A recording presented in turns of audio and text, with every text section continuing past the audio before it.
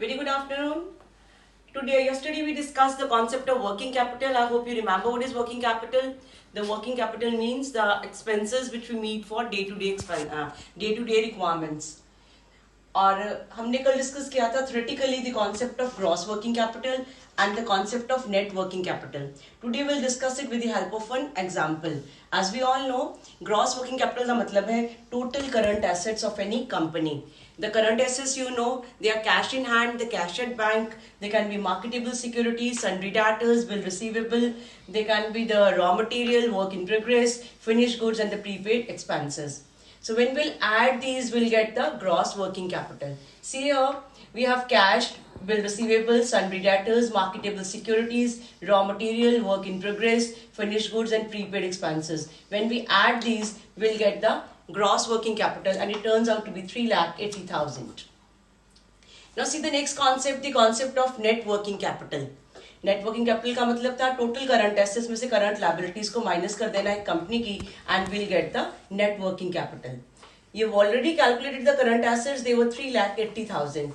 We'll also calculate the current liabilities, which are sundry creditors, they can be bill payable, they can be outstanding expenses, bank overdraft, it can be any other provision for tax, proposed dividend and so on. They are your current liabilities. इन सबको हम add करेंगे and they turn out to be 3 lakh. Net working capital का क्या मतलब था? Total current assets minus current liabilities and it turn out to be 80,000. So this is the concept we discuss yesterday theoretically. अब हमने इसे practically discuss कर दिया. हमने कल एक और कॉन्सेप्ट डिस्कस किया था, that was the operating cycle concept. I think you remember, हमने ऑपरेटिंग साइकिल को कैलकुलेट करना है in the number of days. ये एक स्टेटमेंट है जिसे मैं लिख रही हूं. हम इस स्टेटमेंट को कैलकुलेट करेंगे प्रैक्टिकली. यहाँ पे सबसे पहले हमारे पास जो पीरियड कवर्ड है वो है 365 डेज. तो मैंने कल आपको बताया था या हम 360 डेज लेंगे या 365 डेज लेंगे, पर इस एग्जांपल में इट इज गिवन 365 डेज, तो हम कितने डेज लेंगे? 365 डेज. एक क्रेडिट पीरियड अलॉ किया जा रहा है सप्लायर से, वो है 16 डेज.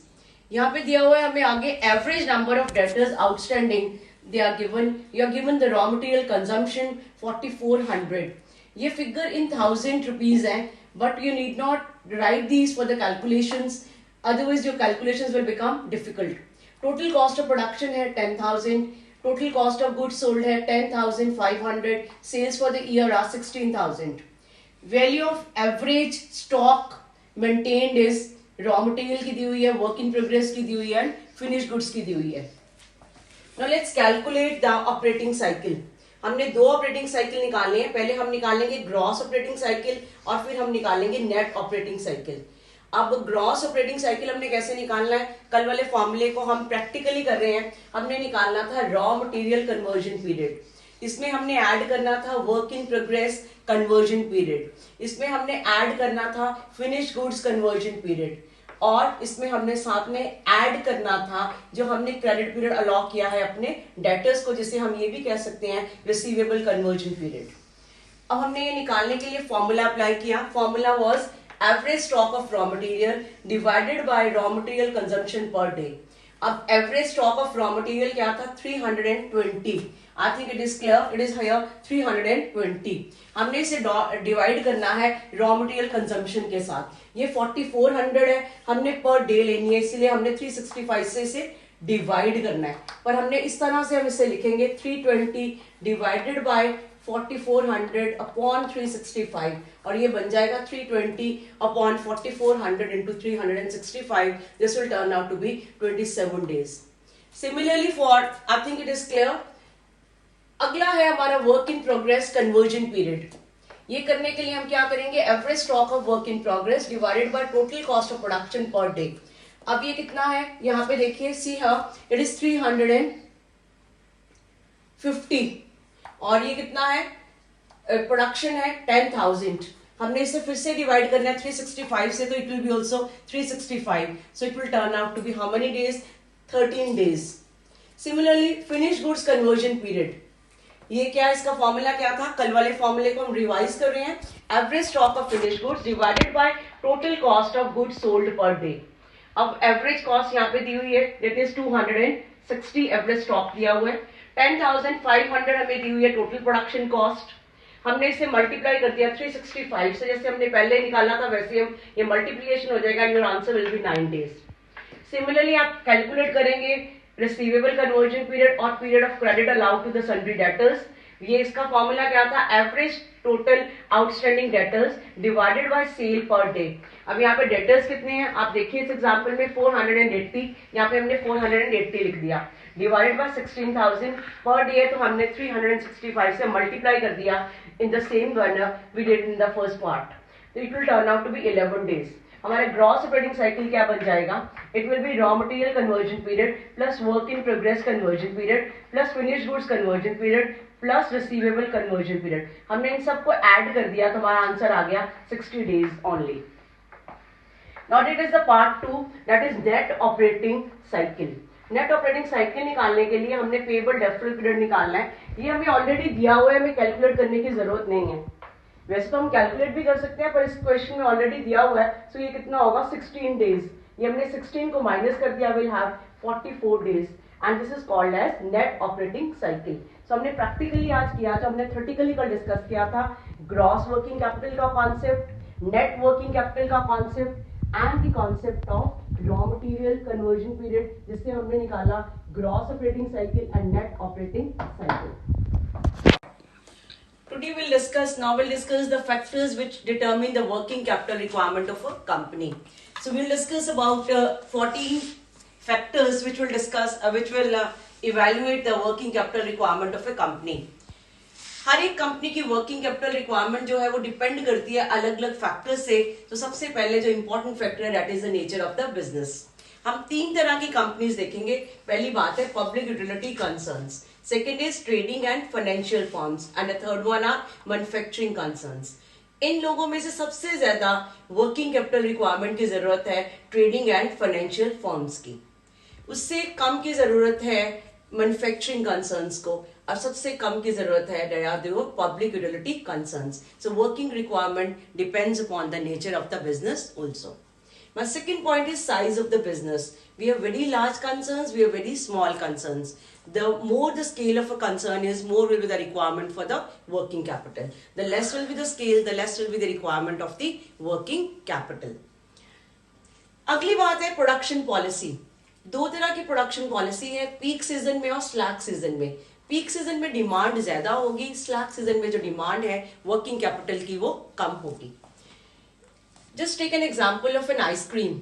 नॉर्मली लोग आइसक्रीम कंज्यूम करते हैं कौन से सीजन में, they consume more in the summers. So ice की ले लो एग्जाम्पल, वो पीक सीजन है, वहां पे डिमांड जो है वो ज्यादा होगी, क्योंकि डिमांड ज्यादा है तो जो वर्किंग कैपिटल रिक्वायरमेंट है वो ज्यादा होगी and vice versa. My next point will be the length of the production cycle. Length of the production cycle का मतलब है हमने पहले कैश लिया, कैश से हमने रॉ मटेरियल लिया, रॉ मटेरियल से हमने वर्क इन प्रोग्रेस बनाया, वर्क इन प्रोग्रेस से डेटर्स हुए, डेटर्स से फिर हमें कैश मिला. यदि length of production cycle large है, रॉ मटेरियल कन्वर्ट होता है बहुत ज्यादा टाइम लगा के किसमें, फिनिश गुड्स में, तो वहां पे जो रिक्वायरमेंट है वर्किंग कैपिटल की वो ज्यादा होगी. Second point is small. Length of production cycle small है, रॉ मटेरियल जो है वो काफी कम समय में कन्वर्ट होता है फिनिश गुड्स में, तो हमारी जो रिक्वायरमेंट है वर्किंग कैपिटल की वो कम होगी. और next point will be the seasonal variations. 2 तरह के सीजन है, number 1 is busy period and second one is slack period. यदि बिजी पीरियड है तो वहां पे वर्किंग कैपिटल रिक्वायरमेंट जो है वो ज्यादा होगी, यदि स्लैक सीजन होगा तो वर्किंग कैपिटल रिक्वायरमेंट जो है वो कम होगी. Now we'll discuss the working capital cycle that we have already discussed the length of production cycle है और this is the working capital cycle. मतलब हमारा कैश कब कन्वर्ट होता है डेटर्स में और डेटर्स कब बन जाते हैं हमारे कैश में. यदि ये ज्यादा लार्ज होगा तो हमारी वर्किंग कैपिटल रिक्वायरमेंट ज्यादा होगी. यदि ये स्मॉल होगा, स्मॉल का मतलब है जल्दी जल्दी हमारा काम खत्म हो जाता है, तो it will be very small. Since it is very small we'll need very less working capital. अब हमारा अगला पॉइंट है the rate of stock turnover. Higher the rate of the stock turnover the less will be your working capital requirement. Stock turnover का मतलब क्या है, हमारा कितनी जल्दी सामान बिकता है. यदि हमारा सामान जल्दी बिकता है तो हमें वर्किंग कैपिटल रिक्वायरमेंट कम है, यदि हमारा सामान लेट बिकता है तो हमारी जो वर्किंग कैपिटल रिक्वायरमेंट है वो ज्यादा है. These were the 7 points. Now we'll discuss the next point, 8th point, that is the credit policy. Company की क्रेडिट पॉलिसी पे भी डिपेंड करेगी वर्किंग कैपिटल रिक्वायरमेंट. दो तरह की क्रेडिट पॉलिसी है. नंबर 1 है कि हम परचेज करते हैं क्रेडिट पे और सेल करते हैं कैश पे. ये बहुत वाइज कंपनीज हैं जो हमेशा किस पे खरीदती हैं, उधार पे खरीदती हैं और कैश पे बेचती हैं. इनकी वर्किंग कैपिटल रिक्वायरमेंट बड़ी कम होगी. पर ये रिवर्स कंपनीज हैं, वो हमेशा परचेज करती है कैश पे पर बेचती हैं वो क्रेडिट पे. उन्हें वर्किंग कैपिटल की रिक्वायरमेंट जो है वो ज्यादा होगी. इसके साथ हम ये भी डिस्कस कर सकते हैं क्रेडिट पीरियड क्या है. जो हमने क्रेडिटर्स को अलाउ किया, डेटर्स को अलाउ किया, डेट हैव ऑलरेडी डिस्कस्ड, उसके भी हमारी वर्किंग कैपिटल रिक्वायरमेंट जो है वो कम होगी. इसका मतलब हमने क्रेडिट पीरियड अलाउ किया डेटर्स को मान लीजिए 3 मंथ्स का और क्रेडिटर्स को अलाउ किया 4 मंथ्स का, तो हमारी वर्किंग कैपिटल रिक्वायरमेंट जो है वो ज्यादा होगी एंड वाइस वर्सा. अब हम बात करते हैं बिजनेस साइकिल्स की. बूम से हम डिप्रेशन में जाते हैं. यदि हमारा पीरियड बूम का है, ज्यादा प्रोस्पेरिटी है, पैसा जल्दी जल्दी कन्वर्ट हो रहा है, हमारा सामान बहुत आराम से बिक रहा है, ज्यादा बिक रहा है, तो हमारी वर्किंग कैपिटल रिक्वायरमेंट जो है वो कम होगी. पर डिप्रेशन में उल्टा होगा. डिप्रेशन में हमारी सेल कम हो जाएगी, हमारी वर्किंग कैपिटल रिक्वायरमेंट जो है वो ज्यादा होगी. हमारा अगला पॉइंट है the rate of the growth of the business. Growing concern है या डिक्लाइनिंग कंसर्न है. ग्रोइंग कंसर्न है तो हमारी वर्किंग कैपिटल की रिक्वायरमेंट जो है वो ज्यादा होगी. पर यदि डिक्लाइनिंग कंसर्न है तो हमारी वर्किंग कैपिटल की रिक्वायरमेंट जो है वो कम होगी. या कई बार the reverse can be the case also. हमारा अगला पॉइंट है अर्निंग कैपेसिटी. कंपनी की ज्यादा अर्निंग कैपेसिटी है या कंपनी की लेस अर्निंग कैपेसिटी है. यदि कंपनी की हाई अर्निंग कैपेसिटी है तो उसे वर्किंग कैपिटल की कम जरूरत पड़ेगी. पर कंपनी की यदि लेस वर्किंग कैपिटल कैपेसिटी है तो उसे ज्यादा वर्किंग कैपिटल की जरूरत पड़ेगी. अब हम बात करते हैं डिविडेंड पॉलिसी की. कई कंपनीज डिविडेंड देती नहीं है, कहीं बहुत ज्यादा देती हैं, और आपको पता होगा कई कंपनीज कैश में डिविडेंड देती हैं, कई कंपनीज काइंड में डिविडेंड देती हैं. इसके ऊपर भी डिपेंड करती है वर्किंग कैपिटल रिक्वायरमेंट. हम बात करते हैं वो कंपनीज की जो ज्यादा डिविडेंड पे करती हैं और वो किस में पे कर रही हैं. मान लीजिए वो कैश में पे कर रही हैं. ये कंपनीज कौन सी हैं जो लेस डिविडेंड पे कर रही हैं और मान लो ये भी कैश में पे कर रही हैं. सो पहली वाली कंपनी की वर्किंग कैपिटल रिक्वायरमेंट ज्यादा होगी, दूसरी वाली कंपनी की वर्किंग कैपिटल रिक्वायरमेंट जो है वो कम होगी. आगे मैंने डिस्कस किया point the type of the stock. कई कंपनी सिर्फ कैश डिविडेंड देती हैं. जो कंपनी सिर्फ कैश डिविडेंड देंगी उन्हें ज्यादा वर्किंग कैपिटल की जरूरत पड़ेगी. जो कंपनी सिर्फ स्टॉक डिविडेंड देंगी उन्हें वर्किंग कैपिटल की ज्यादा जरूरत नहीं पड़ेगी. हमारा अगला पॉइंट है प्राइस लेवल चेंजेस. आपको पता है concept of inflation and deflation. During the concept of inflation rising prices बहुत ज्यादा राइज कर रही हैं तो एक कंपनी जो है उससे क्या चाहिए होगी, ज्यादा वर्किंग कैपिटल की जरूरत पड़ेगी. पर यदि प्राइसेस डिक्लाइन कर रही हैं तो हो सकता है हमारी रिक्वायरमेंट जो है वो वर्किंग कैपिटल की कम हो. इसके अलावा कुछ और फैक्टर्स हैं like the management policy. Modern management हो, कंजर्वेटिव मैनेजमेंट हो, एसेट का क्या स्ट्रक्चर है, लेबर कितने इंपॉर्टेंट है, इन सब पॉइंट्स के ऊपर भी डिपेंड करेगी कंपनी की working capital requirement. Okay, I'm also sending you the PDF of all what I have discussed today. Stay safe, stay home, and make a timetable to complete your task very easily. Thank you very much, all of you.